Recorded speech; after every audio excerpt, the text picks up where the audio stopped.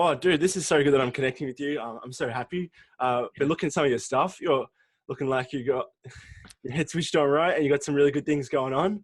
That's right, man. I do my best to just show up, be me, be authentic, kick butt, take names, and make the world a better place. Greatest possible self is what Yep. you're after. Could Yes, you tell sir. me? Yeah. So, like, could you tell me a bit like what that's all about? Yeah, man. Yeah. So GPS, the acronym came from my business partner. I want to say like 2.5 years ago, we were creating this company, Burn It Up Coaching. And it was just like, hey, we want to make the world a better place. We want to help people be their best self. And originally we were doing like accountability, breakthrough, courage, and confidence. That was like our wheelhouse. And Yep. I felt that was cool, but before that, I had hit a rock bottom point in my life, and my soul knew that, hey, I'm committed to being the best version of myself. Played lots of video games growing up, so that was like my mindset of always evolving to the highest level character and being the best that I could be. Highest level character. I love it. Yeah, Yeah, man. that sort Yeah. of progression. All Yeah. right. Oh, dude. So my podcast is all about finding about sort of like, so many entrepreneurs these days, especially when you're getting new, get stuck at the very beginning and they get distracted very Yeah. quite commonly with what's going on in the online space and a lot of shiny objects everywhere and how that all, Amen. and that really sort of detracts where you're actually going. So I thought you'd be a perfect guest to have on because obviously you coach a lot of entrepreneurs and you might see a lot of this. So I'm actually just wondering to start off with. So have you got any sort of like shiny object adventures stories of your own or any clients in particular that really spring out? And yeah, I'd love to hear some of them. Yeah, man. So one of my clients, Donna Marie, love her. She's an amazing woman, and like she is like juggling a lot of different stuff, and she would share all this stuff herself. But she has a daughter. I think it's with cerebral palsy or some autism or something like that. Like Yep. really a big handful, and she's also like juggling, figuring out her passion and what she wants to do in the world. So she used to do candy buffets. And she did that for a while. It just wasn't like hitting home for her. And she said, okay, well, this isn't like really working. So she just tried a bunch of different things. And now she's doing, perlers. So like you melt these plastic beads together and they create shapes. And she sells those for like raves and different festivals and stuff like that in Southern California, which is super cool. Yeah.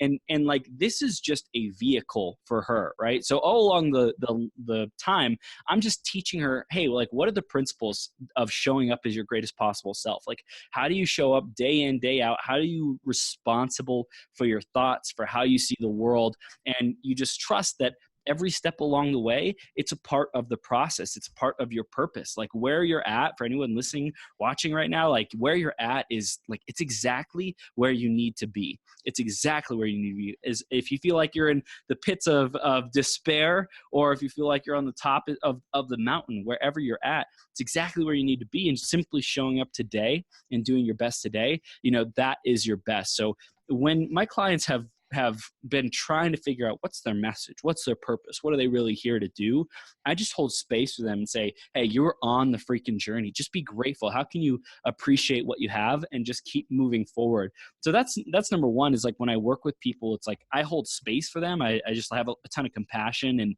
grace for their process and just remind them that it's all going to be okay. Like there's no point in getting all frustrated or worried or afraid or anything like that. Like just really trust your journey. And the second part for me, dude, I had so many shiny objects. For me, it was actually seminars. Seminars were my shiny objects. Books, reading. Like, I'm so grateful for that. Like, it's a double-edged sword, right? Yeah. Personal development and growth. You invest your life into that, and you will transform. You'll see a huge, massive difference, of course, when you implement it.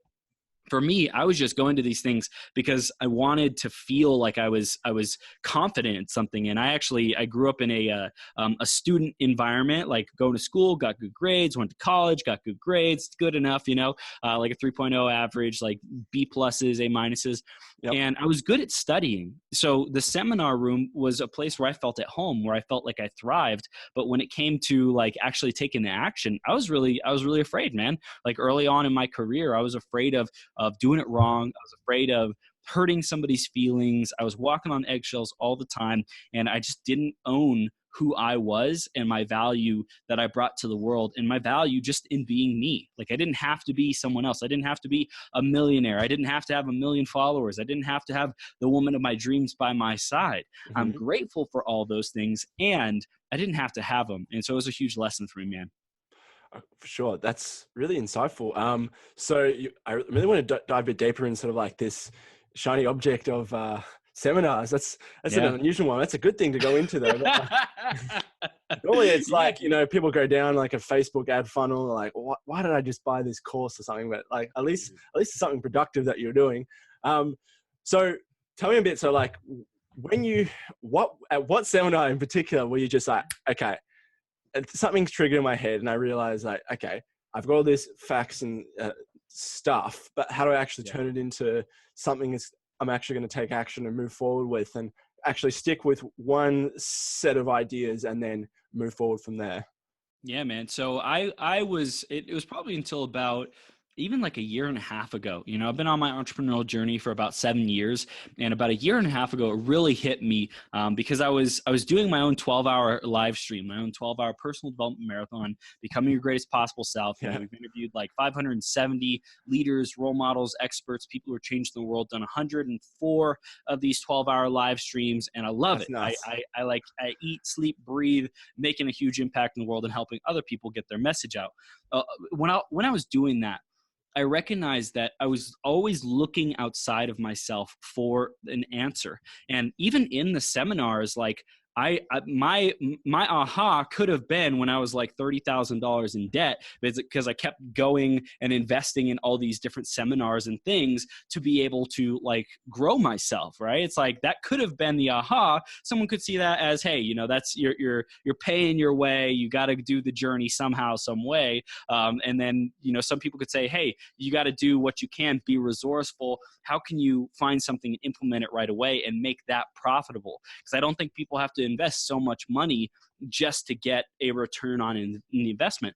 But I just did what I knew and what came across me. So I was doing all kinds of different seminars, thinking that they would get my cash register to ring, thinking that they would make the difference for me, and even hiring coaches, business coaches. And some of them like really worked and helped me out, but some of them didn't, So it's like, I wasn't aware that I was simply filling my need, my addiction to personal growth and personal development, saying, hey, if I just invest in one more thing, then everything will change. And it's when I stopped putting that focus outside of me and I started really being grateful, full of appreciation, full of self-love, full of self-acknowledgement, everything started to transform for me. One really practical exercise I want to share with your listeners is Lisa Nichols. She has a formula, and I call it the 3 7s. I don't know what she calls it, but 3 7s. And basically, it's mirror work. You look at yourself in the mirror, and this is a habit that you do every day to really transform your self-image, your mindset of how you see yourself, and ultimately your worthiness. So the 3 7s are the first 7. You do 7 of each thing. The first 7 is 7 things I'm proud of. So I'd say, Chris, I'm proud of you that you showed up today. I'm proud of you, or I acknowledge you, either one. I'm proud of you that you jumped on this live with Julian and you're sharing your message with the world. Chris, I'm proud of you that you wrote a love note to the woman of your dreams and she was filled with joy and love because of it, right? So I'm proud of you. 7 things you're proud of. The next one is 7 things you forgive yourself for. Okay, so Chris, I forgive you for bombing that sales call. Chris, I forgive you for not making your woman feel every single day like she's the most important person in the world to you. Chris, I forgive you for not drinking enough water today. Whatever it is, 7 things you forgive yourself for. And then the last one is 7 things you commit to. Okay, I commit to you, Chris, that I will do my best today. Chris, I commit to you, I'll make 3 calls today. Chris, I commit to you that I will do the 12-hour marathon today to the best of my ability. Chris, I commit to you, I will introduce more people so that they can change more lives and network and connect and partner up together. So 7 things that you're proud of, 7 things you forgive yourself for, and 7 things you commit to.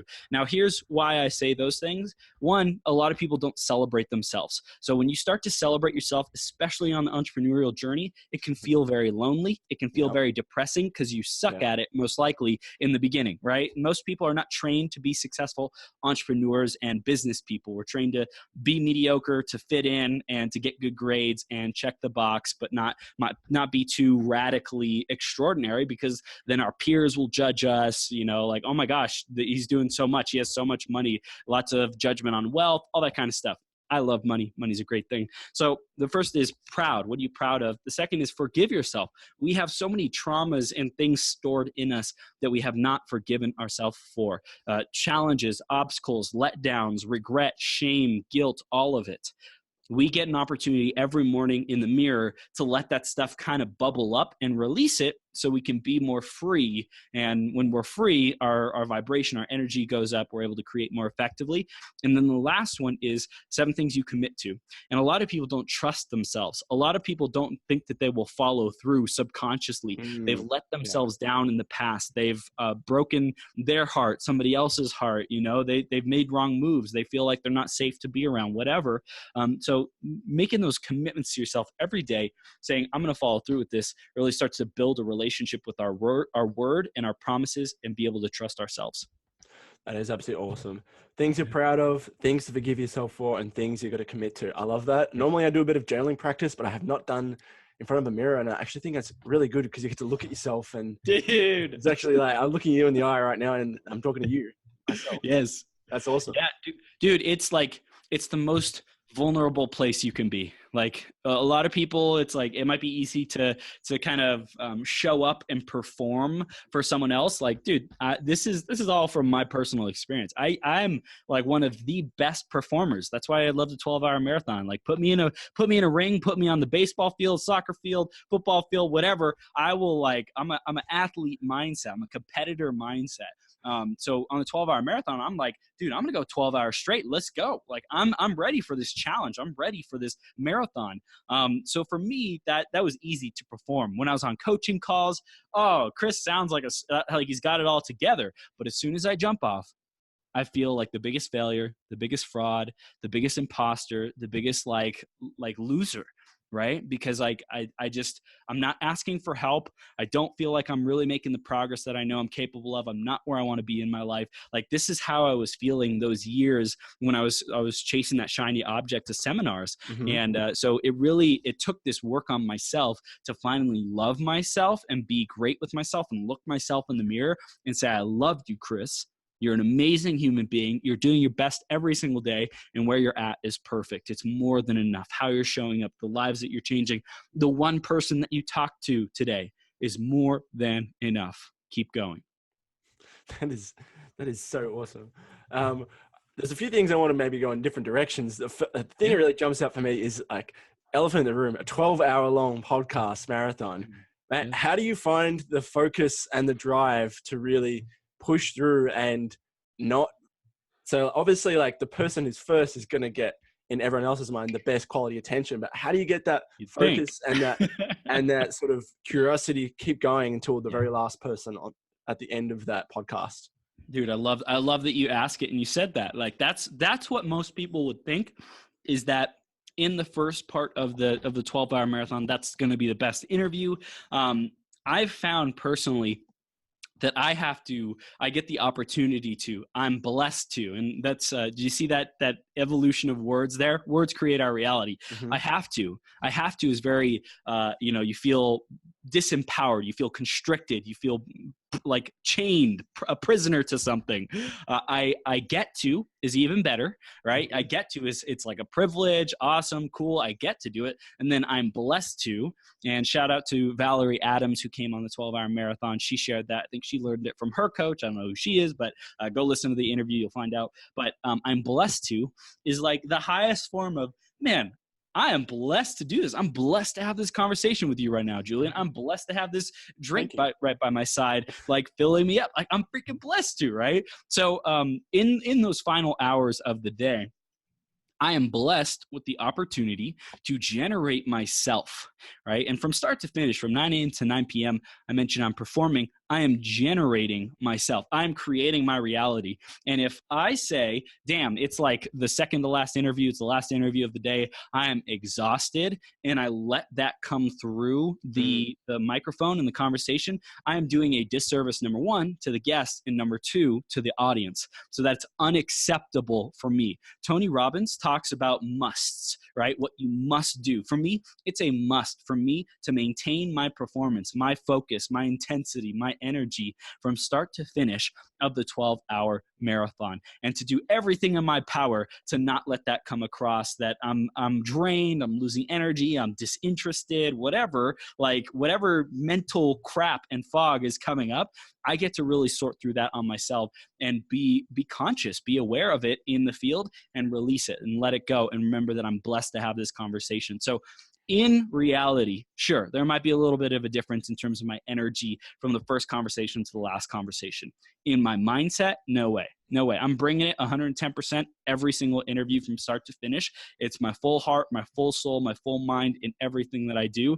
And I don't distinguish either one. It's just game on, man. Yeah, Chris, I absolutely love your positivity and your fire. Thank you, man. It's contagious, really. So that sense of obligation to your audience, how would you transfer that to someone who's just starting out, say like in a new business or something, so that they don't feel detracted from progress? And what are some tips that you would give to help them think about who are you obligated to, and like why are you pushing forward through this? Yeah, beautiful. So I want to create one more distinction between young people and old people, because I think a lot of entrepreneurs tend to be young people, right? We're young people, like we're entrepreneurial. Young people have a ton of energy and not as much wisdom. So meaning they have all the fire, all the passion, all the enthusiasm. Like I have a lot of that. I'm guessing in about 20 years, I'll probably dial it down a little bit because I won't be in such a rush to get somewhere. Right now, I'm like a young entrepreneur, and I'm like, I'm hungry to get somewhere. And I'll keep that. But I think I'll dial it back a bit in the next 20 years or so. An older person has a lot more wisdom and experience under their belt. They've seen a lot more life. They're a lot more patient. They're a lot more like, well, it might look great right now, but I know life is like cycles, it's seasons, it's ebbs and flows. It might look great today, but tomorrow it's gone. I just go with the flow. And they're not as attached. They have a broader perspective, but they don't have as much energy. So here's the thing, like young people get to surround themselves with old people so that young people can learn the wisdom from older people. Old people get to surround themselves with young people because older people want the energy and the enthusiasm and the passion and that's contagious from where they used to be. They see the young people and they're able to, pass down the lessons, and that's really fulfilling, okay? So that's super important for people to know that. And remind me of your question, because I wanted to make that distinction first. What was the question again? Yeah. So basically it was saying you have that real sense of obligation to start from the very first person to the very end of the person. Yes. Not everyone's going to be doing a 12-hour marathon podcast. Right. But they've got a business to run and they need to feel some sense of obligation. What are maybe some exercises or some thought process you might recommend to someone who's just starting out to replicate what you do? So the reason I said that is that we shared about the young and the old is because depending on where people are at in their entrepreneurial journey, you will either have a crystal clear idea of who you're going to serve, like your community. You know who you are. For me, I know I'm meant to be around world-changing human beings. They light me the F up. Like I am so passionate. I so love learning. I so love being around those people, and they get my fire going. Talking about, marketing, talking about business and branding and optimal health and, longevity and superhuman performance. That's my jam. I love it. I love it. So if someone knows who they're meant to be around, go serve those people. Go volunteer in those communities. Go ask how you can add more value. For me, in Toastmasters and in an organization now known as Success Resources, Resources Worldwide, formerly Peak Potentials, they used to be owned by T. Harv Eker. So in both of those organizations, I first went to the events and invested in the products and the programs and the services. I said, okay, this is cool. How can I grow even faster? How can I develop my leadership even more? And I went to the leadership and I asked them, how do I help? How do I support even more? What else can I do? So the lesson here is whatever communities that are important to you, find ways to add value to them. Ask the leadership, what do you need? What do you need help with? How can I promote? How can I bring in more people? If it's online, ask the administrators and leaders of Facebook groups what they need. What do they need more of? Do they need more engagement in their groups? Do they need more fresh new members? Do they need a different type of content? Do they need interviews? Do they need to get things scheduled, systemized, automated? What do they need? Go ask those people who you believe in, who have tribes, who have cultures, who have missions and visions that you believe in, and go ask how you can serve them. That's what I really did, is like say, how can I serve these people even more? So when you take the focus off of yourself, imagine a spotlight, right? A spotlight shining on yourself. Anytime the spotlight is shining on you, the pressure is on you and the focus is on you. And you're wondering about how you're looking in the spotlight. Now, there's a bunch of people around you who could use your gifts and your services and your values, but someone's so paying attention to to what the spotlight is doing on them and how they're showing up, how they look. Is my hair good? Is there food in my teeth? Whatever it might be, that they're not concerned about serving people and really making a difference in the world. They're too caught up with how they look. Am I looking good enough? And so for me, I really had to take the focus off of myself and put it onto other people and really say, how can I celebrate other people? And that's why we created the 12-hour marathon. We created it as a joint venture with a previous business coach of mine. I said, hey, you got an amazing program. You're doing this webinar. I want to register people for it and have them experience your transformation. So I'm announcing it all week long. 2 days before, I said, we need way more registrations. What can we do? And so I talked with my business partner at the time. I said, okay, we can do a live stream show and interview this previous business coach of mine, and we'll do it for what, 4 hours? No, that's too short. It's not cool enough. What about 8 hours? No, it's probably been done before. What about 12 hours straight? And we said, we're freaking doing it, 12 hours straight. Let's go, baby. So we did that first 12-hour marathon, and then a couple days later, I look back, I'm like, dang, this thing was off the charts. Thousands of views, engagements, comments, shares. Like, it was just epic. And so I said, we got to keep doing this. When you find that secret sauce, that thing that makes a difference for you and it lights you up, double down, 10x, freaking 100x. Gary V, Grant Cardone, all these people are talking about like just investing into the thing that really makes a difference for you, circling full circle for the shiny object syndrome. You really don't know what is a shiny object and what isn't until you've had enough experience and wisdom as a generally older person who's kind of been around the block and seen what lights you up. You've done the personal development work. Typically, you might hit a home run like on your first business and business model and vehicle, and get to $1 million, get to $10 million on that first one. More than likely, though, it's going to take you some exploring, some refinement, really seeking what matters to you. So tap into the communities who need you. How can I serve them? How can I make a difference in them? Be willing to play, choose a playful mindset as you're going through this, and also just like have fun on the journey, man. Yep, totally, dude. Like that's definitely it, having fun along the journey. And definitely I've experienced this along the way, is that feeling of self-doubt and failure, it really creeps up and destroys your motivation and stuff like that. So I'm really interested to know, like you work with a lot of entrepreneurs, and what are some of the biggest mental roadblocks that you come across? I'm sure self-doubt and that feeling of why should I keep going?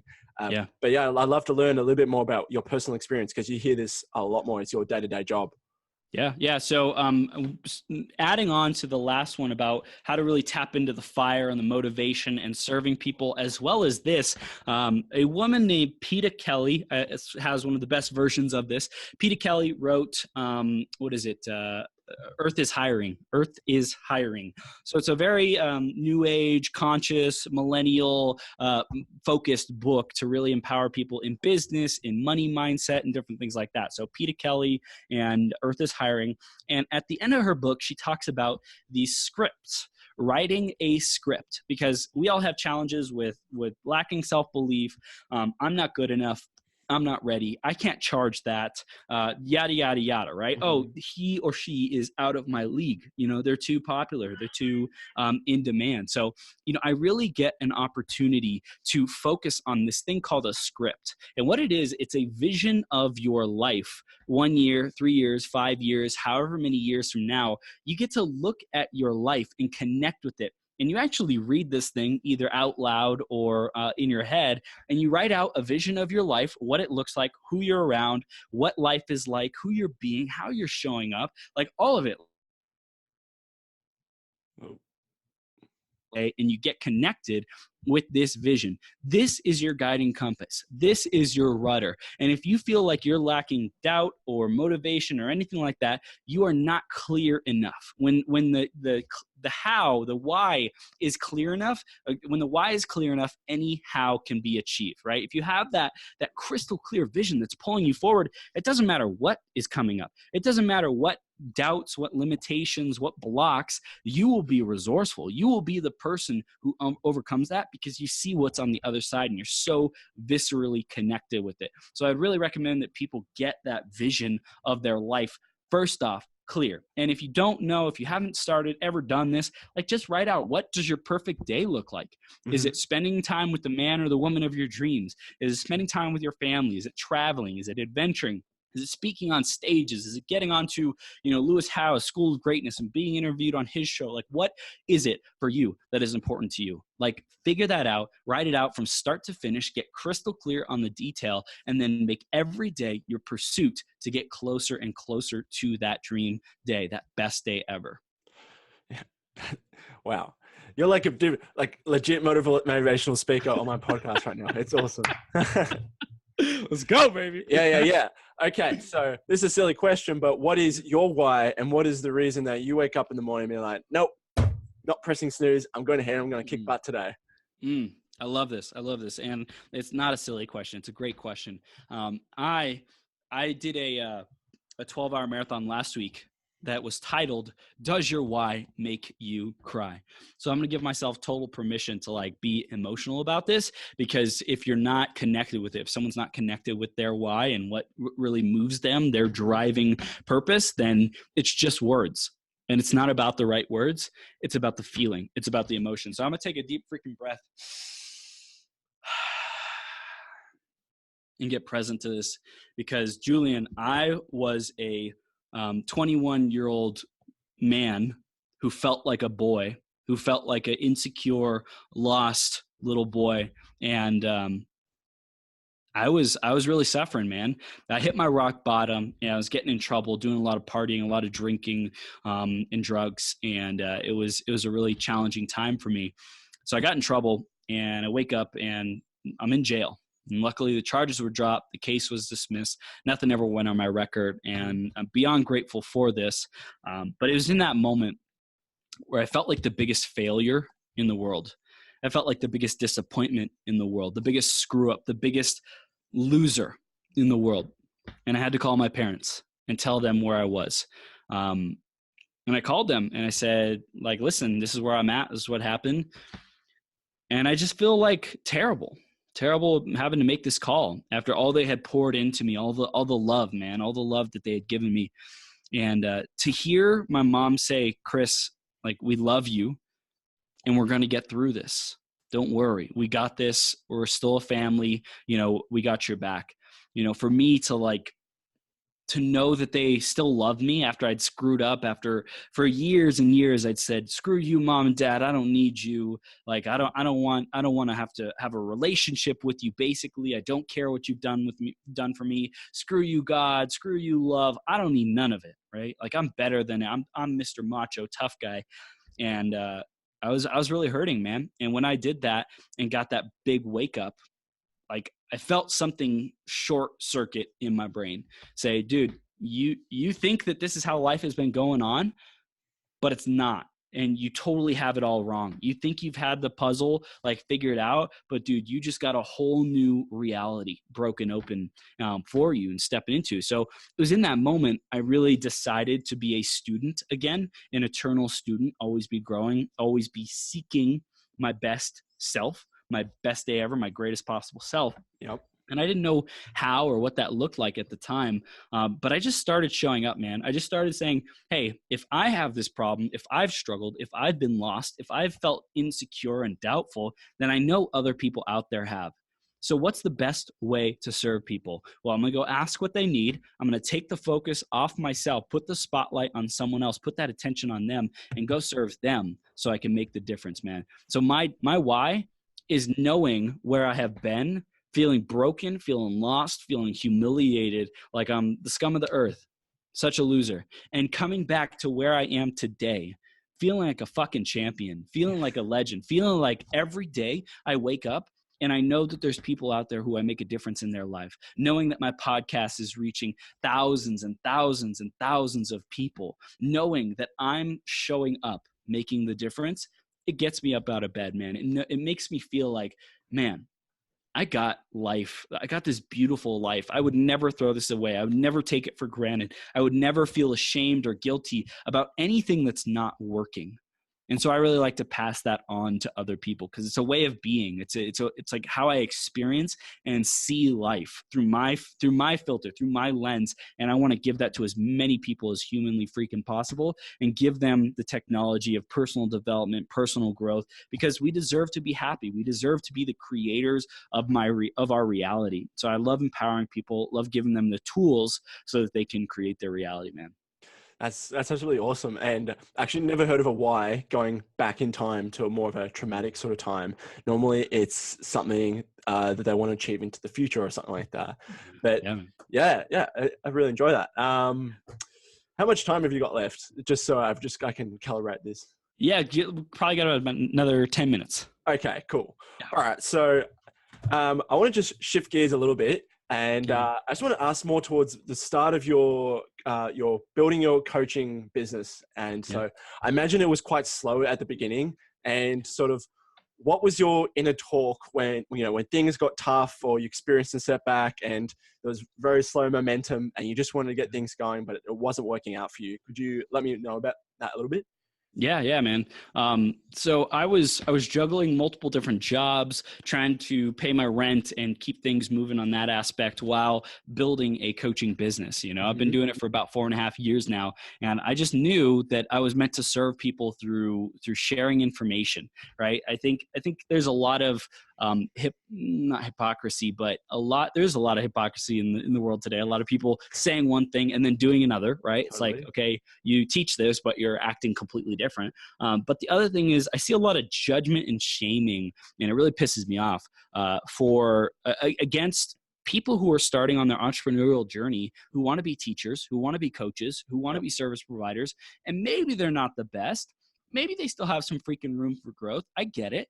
But they're showing up and they're doing their best. And I see people out there judging them and condemning them and saying, you're an imposter, you're a fraud. Like, who are you to think that you can call yourself an entrepreneur? Who are you to da-da-da-da-da? And I'm like, stop freaking judging. Like, this person is doing the best that they can. If they knew how to do better, they knew how to call themselves a better name, they would.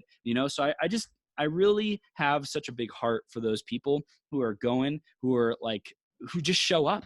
For me, it was just showing up. That was the name of the game. Ask for help. I really struggled with asking for help. I isolated myself. I stayed in my room more often than I should. I didn't hang out with friends. I thought it was all about the money, all about the progress, all about the achievements, and not about the fun, and not about like a whole life, a whole balanced, like love-filled life. Like I've really come to value love as a big part of my entrepreneurial journey.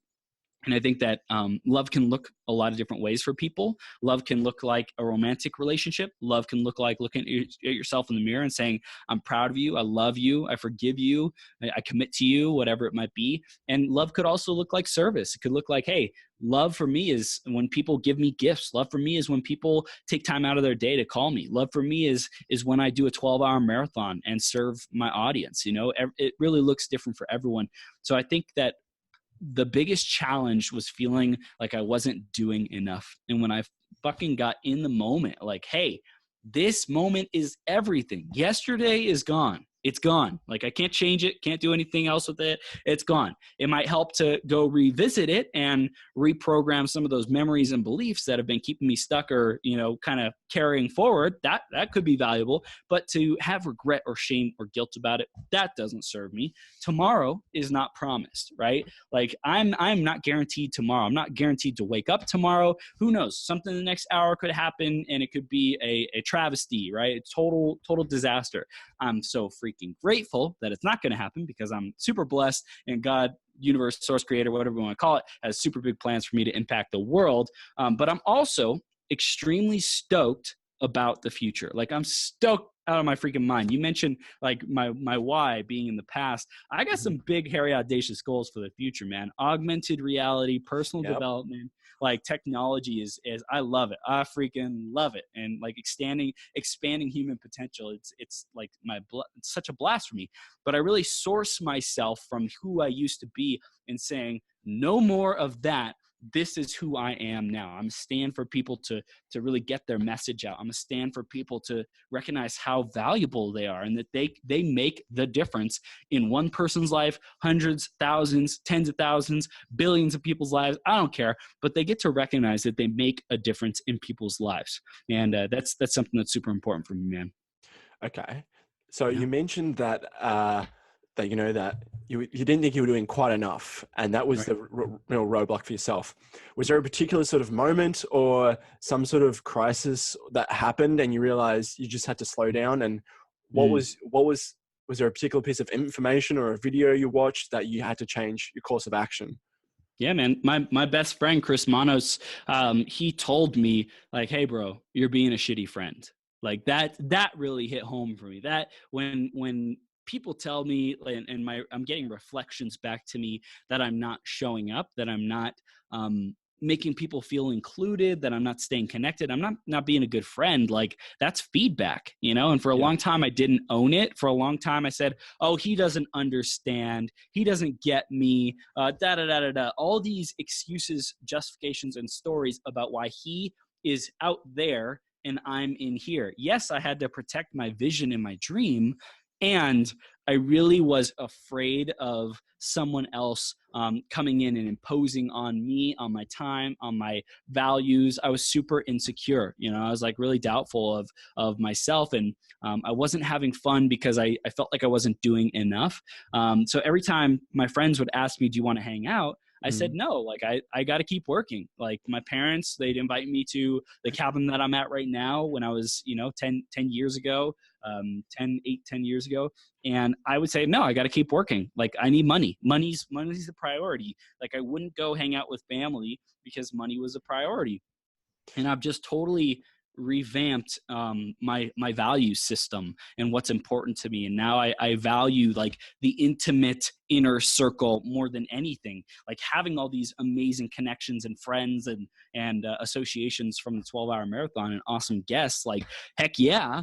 But they're not all going to be my best friends, and they're not all going to be in my inner circle. And I'm great with that.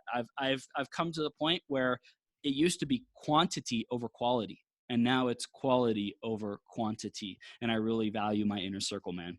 Yeah, I really resonate with that. And I've been through like a similar experience with what you mean. Like friends were saying, you're not really, getting in touch with us. And then it got to the point where I felt like, man, something needs to change. And for me, it was, I really committed to playing volleyball and basketball with my friends. And so we have a team for each one. And that's sacred to me. Like I have to go to that because the camaraderie with that, it's really good. It's really good quality as well. And even if it's not like, like the status quo, like going out and drinking with the boys or something like that, you need to have something like a really good quality outlet to go to. And I really understand what you're saying. That you find a middle ground, something that matches both people's values, right? Like, because you could say, hey, I really value personal development and growth, and your friends say, I really value partying and drinking. It's like, okay, where is the middle ground of that? How can you still find ways to stick around with people who are like mostly positive influences on your life, but not have it to always be your zone of genius or where you really want to commit and invest your time. For sure. Hey, Chris, I've got one more question for you before we wrap it up.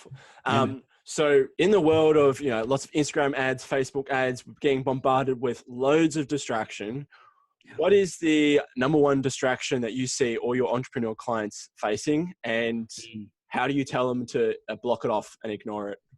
Yeah. So this is a great question, man. Julian, I really love how you ask your questions. I love how you're equipping your audience with like tactics, strategies, and things to really help them when they face these challenges. Okay. So I would say the biggest thing that's made a difference for me is like block time and being able to cut off the distractions as a whole. Like turn off the notifications on your phone. That's one of the things like I'd highly recommend. Turn off all the notifications on your phone, except for maybe for me, I keep on phone calls and text messages. I don't keep on Instagram notifications. I don't keep on Facebook Messenger. I don't keep on email notifications, none of it, because I don't want someone else's agenda to interrupt my creative flow, my zone of flow. So that's number one. And I think a lot of people are just giving their time to other people in a unstructured way. And it's so interesting because we have a crazy dynamic today of you're either thinking too much and you're in analysis paralysis, or you're acting and just going so much with the flow that you didn't actually think about why you're doing the things that you're doing, so that it's in alignment, so that you first get your thinking lined up and then you just like execute, right? And I think a lot of people are struggling in either one of those worlds. So the first thing I would recommend, like as Think and Grow Rich, what's the key word in that book? It's think, right? Think. Like grow rich, of course. Like grow rich is whatever anyone wants. Achieve your dreams, be wealthy, find the man or woman of your dreams, travel the world, whatever. But the key thing is think. But it's not just thinking. It's alignment. It's energy. It's being obsessed, having a burning freaking obsession with something that's important to you. And so for me, one of the greatest gifts my parents gave me is having passion, having enthusiasm, having commitment to what it is that I'm doing. And so I would really recommend that people find ways to isolate their focus for blocked amounts of time. First of all, you better have a year plan, what you want to accomplish this year and into the next year, whether it's getting better at your social media skills, whether it's achieving a specific amount of money, impacting a specific amount of people, whatever it is for someone out there listening, like really just make sure that you're clear on the direction you want to go, and then just unleash on that. How do you align your schedule and your calendar to make sure that you're fulfilling on that constantly? So that would be my greatest tip. And of course, if anyone has any questions, man, they can always message me on Instagram at I am Millionaire Chris, facebook.com/th3burns. You can also email me, chris@beyourgps.com. You can find my website, beyourgps.com, burnitupcoaching.com, search Becoming Your Greatest Possible Self. Like I have so many different resources, and I really love helping people launch their podcasts as well. That's like my sweet spot. I'm currently writing a book to help people with that specifically. So yeah, man, there's a lot of really great stuff going on, and I'm just grateful to be on the journey. I love it, man. Thank you so much, Chris, for being on the show. I was going to actually ask you for your little 30-second pitch, but you already did it. So perfect. I knew you were. I love it. You're a rock star, man. I appreciate the time, Julian. Really, really great questions, and very, very intentional and a thorough listener. And I appreciate you being here. I know your audience is getting a ton of value, not just from me and this interview, but from interviews that you're doing, your presence, your leadership, and just the community that you're creating, man. Really acknowledge you.